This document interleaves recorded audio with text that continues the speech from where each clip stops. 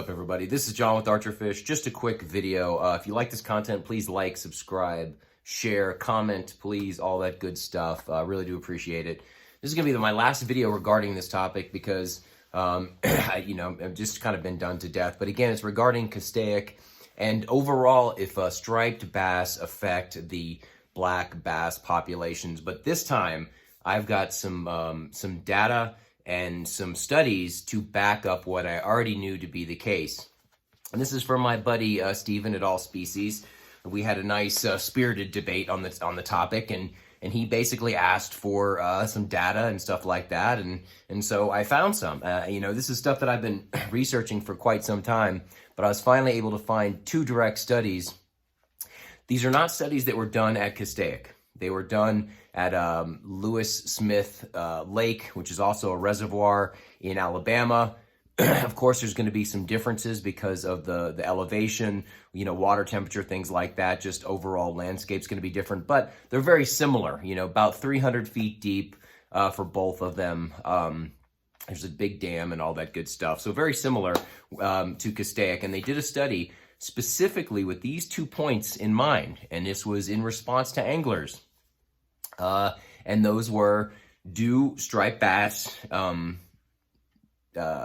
eat black bass, and do striped bass compete with black bass for forage and food sources, and does that affect the bass and how they grow? Okay, those very two specific things, which every angler in Southern California has an opinion about, including a subscriber of mine. He showed me this video of the late great Aaron Martins, three-time Bassmaster champ.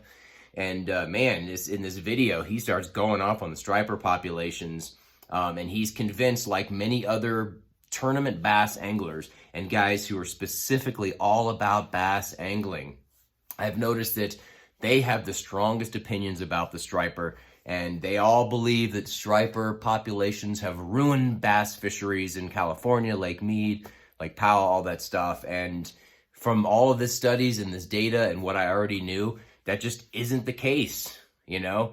It's so funny that these are the guys that, this guy's a Bassmaster champion, multiple times.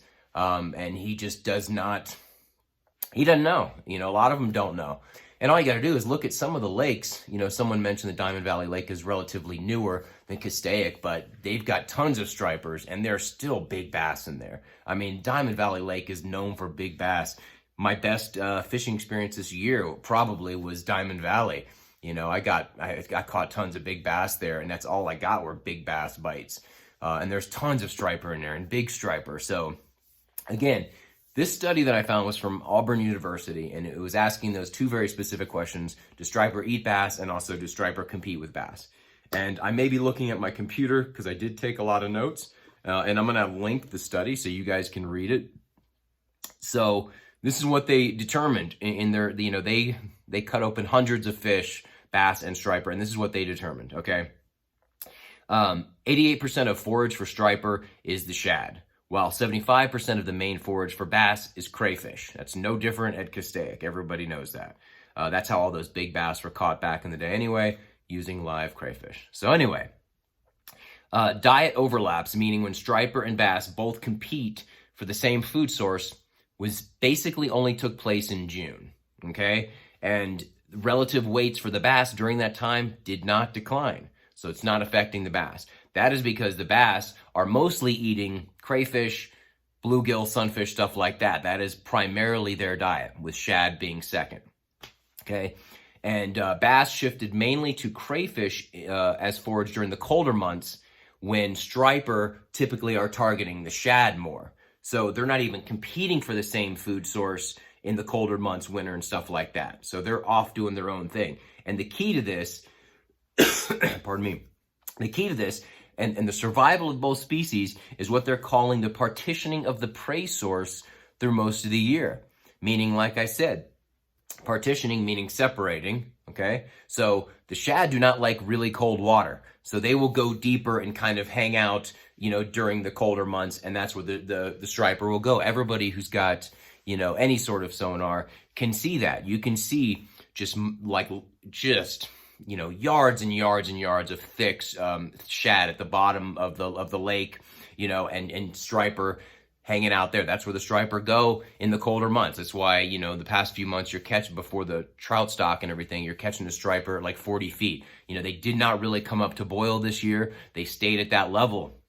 And that is because the shad were staying at that level. You know, the shad were, it's kind of hit and miss when you could get the shad this year. So that's because they're going deeper. So again, it's all about the partitioning of the food source. Like I said, in the colder months, the bass they don't want to move as much, okay? These are Florida strain bass. They don't like to move. Striper like cold water. They are an ocean fish.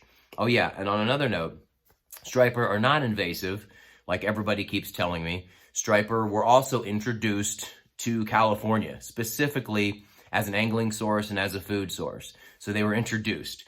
Are they invasive to Keitech? I guess technically nobody planned for them to come through the aqueduct, but they were introduced the same way bass were introduced. So when the bass move shallow in the spring to spawn, the striper move to deeper water, and the overlap of competition is minimal.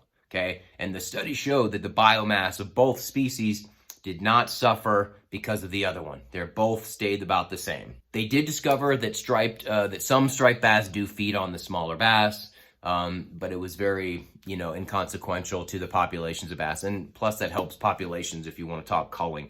I have some very specific, of course it's anecdotal, but again, I'm working off this study and what I've already known by spending time on that lake. You know, a few years ago, multiple fish that I caught, and I'll try to show you some pictures here, were very, very chunky in the 4 to 6 pound range, but their stomachs were huge. They were just eating. These could have been spawning fish, so they could have been spawning as well, but they were really, really fat. You know, most of the fish we caught, you know, during that entire year were like that. So they had no problem eating. And this was when the lake was at full pool. Now that the lake is severely down, and I hear it's going back up, which is awesome. But at this very, very, very low level, I caught a nice sized bass. Some of Jim's clients caught some nice sized bass. My buddy Alex caught a 9-pounder. I caught like a 5 or 6 with my buddy Alex, and it was so skinny. It had the body of like, you know, a 9 or 10, but it was only like 5 or 6 pounds. And same with the 9-pounder he caught. It was very, very skinny. And the difference is, you know, the water levels were coming down, and that's going to affect the fish. So when the water's at full pool and it's stable and it's able to warm up and not get too cold, the forage has all kinds of places to hide. You know, that also brings in more nutrients. You know, when and you guys who fish Keitech, you know, in these coves, when all that grass and all that stuff is covered up, I mean, it is full of bait. It is full of, you know, fry, full of young fish, and it's just all kinds of nutrients for those smaller fish to eat, and the whole ecosystem thrives. You know, same with the crappie levels, the bluegill levels. There are some seasons where those things are just everywhere, and you can see them everywhere, and it's usually when the lake is at full pool and they've got places to hide from predators and also for their fry to hide as well. Another study that I read was about how water fluctuations affect fisheries specifically. Especially as you guys know, who've been around the lake a lot, especially this year, you've seen how erosion, what that has done to a lot of the organic material. That is not good for the fishery. You know, it's all that erosion, whether it's due to the water fluctuating up and down, whether it's due to the high winds that we get out there all the time, the Santa Anas, or just to the really heavy boat traffic and the type of, you know, substrate that is there. What ends up happening is that erosion affects everything. You know, it covered up the organic material. It increases all kinds of different levels of, you know, the pH and all kinds of the other minerals that are in the water, and that affects everything as well. That's why, like, younger lakes and reservoirs, like the first 10, 15 years of a brand new lake, it always is way healthier than an older lake, because all this new nutrient-rich water really affects the entire fishery. So we're at this level of this lake where it is considered an older lake. It was filled in the 70s. So it is, and if you think about it, the 90s, it was like at the perfect sort of shape. You know, a little over 20 years old, around that mark. Those fish are nice and fat. They're the F1 hybrids. They were stocking trout, you know, a lot back then. And as long as that water level was stable, you had an amazing fishery. So now we're entering this, the lake is getting old, plus all the water fluctuations, all that stuff, all the pressure, all the erosion. That's all going to affect the fishery. So we all know that the fishing spawn is affected greatly by water fluctuations. We've all seen it every single spring. Like the fishing starts to heat up in March, then they put in 12, feet of ice cold water, and boom, it dies down until the water level warms up again and the fish come back up. So we've all seen that. But also, another effect is bluegill fry and bluegill eggs. They've got about an 81% mortality rate with colder temperature water. And, that is, like I said, a major forage source for big bass is bluegill, sunfish, all that stuff. So they're increasing the water, bringing all that cold water during the bluegill spawn. You can see a direct effect on that. It's going to wipe them out, and that's going to affect the big bass as well. So the other thing about the shad population that I found interesting was shad produce super fast. Shad that are hatched in the spring often will reproduce that fall. That's how quickly they are. That's how quickly the shad populations rebound. And anyone who's been in that lake, again, there's some years where you see them more, and it's all about, and I've said this a million times, it's all about the water level being stable enough to where the algae can rise up or grow on the rocks. So the algae needs the sunlight, so if you keep raising the water level, the algae doesn't have time, or you keep dropping it and it doesn't have time to grow on the rocks, keeping the shad further away or further down deep. So what I notice is when it's at full pool and it's stable or near full pool and the sun is shining, it's growing that algae on the rocks, the shad start coming up, the stripers start boiling, you start seeing big bass cruising all over that lake. So the shad population is really determined on the water levels. They don't like the cold water. They need that sunlight to give all the nutrients and the algae and stuff that they eat. And again, but they reproduce super fast. And I've seen years where they were so thick, right next to the boat, I could scoop in a net that wasn't even big enough for shad, and I could catch a bunch of them. That's how thick it was. They would just be everywhere. And this was just maybe 3 years ago. So, and it was in September, and the water level was up. So it's just all about the water levels, and this year the shad were a little bit harder to find, but you could find them. Last year it seemed to be very good. It's all about the shad populations. But the good thing is they're not going anywhere. I mean, they're not dying off. They're just going deep, and the striper go to follow them. All right. With everything that I've said there, and it just looks like that those studies proved to be conclusive as far as the striper and the bass aren't really competing for the same food sources, except there is a caveat to all of this, and perhaps this is what everybody is talking about. It is all about the trout plant. We know that striper are more aggressive than the big bass, and the big bass are kind of lazy. So yes, the big striper will come in there and gobble up trout, and preventing the bigger bass from getting there. That being said, they were able to coexist years ago because of the trout plants. Now, I think it was 2020, and I think before that, a bunch of the fisheries that provided the trout, they had a huge bacteria outbreak, and about 3.5 million trout had to be killed.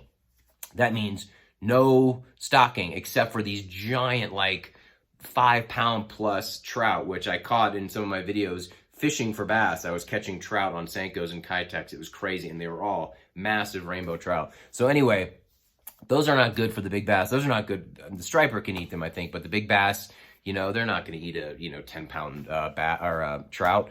So it's all about the trout plant as well. This year it looks good. It looks like they're in the 6 to 9 inch range, which is perfect to fatten up those big bass.